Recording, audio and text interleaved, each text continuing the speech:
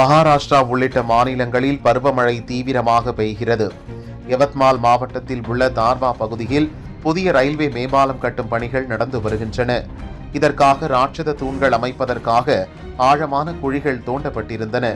இந்நிலையில் கடந்த சில தினங்களாக மகாராஷ்டிராவில் கனமழை பெய்து வருவதால் தூண்கள் அமைப்பதற்காக தோண்டப்பட்ட ஆழமான குழிகளில் கிணறு போல தண்ணீர் தேங்கியுள்ளது. நேற்று அந்த வழியாக சென்ற ரெஹ்மான் அஸ்லாம் கான், நர்னவாரே, சோமியா சதீஷ் காத்சன், வைபவ் ஆஷிஷ் போத்லே ஆகிய 4 சிறுவர்கள் அந்த கட்டுமான குழியில் தண்ணீர் நிரம்பியிருப்பதை பார்த்ததும் குளிக்க ஆசைப்பட்டு இறங்கினர். ஆனால் மிகவும் ஆழமாக இருந்ததால் 4 பேரும் தவறி விழுந்து தண்ணீரில் மூழ்கி பரிதாபமாக உயிரிழந்தனர்.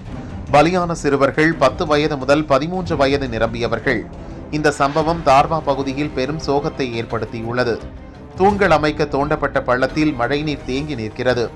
ஜாக்கிரதையாக செல்லவும் என்ற ஒரு எந்த முன்னெச்சரிக்கை பலகையோ இரும்பு தடுப்புகளோ அமைக்காததுதான் சிறுவர்களின் உயிரிழப்புக்கு காரணம் என ரயில்வே மீது அப்பகுதி மக்கள் குற்றம் சாட்டினர்.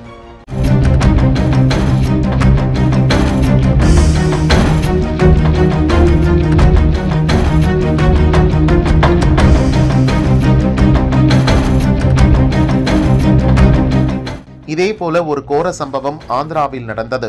ஆந்திர மாநிலம் கர்னூல் மாவட்டம் சிகிலி கிராமத்தில் உள்ள ஒரு தொடக்க பள்ளியில் 5ஆம் வகுப்பு படிக்கும் 10 மாணவர்கள் வழக்கம் போல காலையில் பள்ளிக்கு சென்றனர். பள்ளி முடிந்ததும் வீட்டிற்கு செல்வதற்கு பதிலாக கிராமத்தின் அருகில் உள்ள ஒரு ஏரி குட்டையில் குளிக்க சென்றனர்.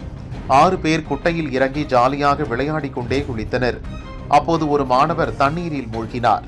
அவனை காப்பாற்ற இன்னொருவன் முயன்றான். அவனும் நீரில் மூழ்கினான். இப்படி ஒருவரை ஒருவர் காப்பாற்ற முயன்று 6 மாணவர்கள் நீரில் மூழ்கினர்.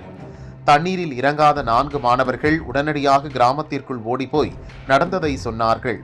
கிராம மக்கள் வருவதற்குள் 6 பேரும் நீரில் மூழ்கி இறந்தனர். இவர்களில் ஒரு மாணவி ஆவார்.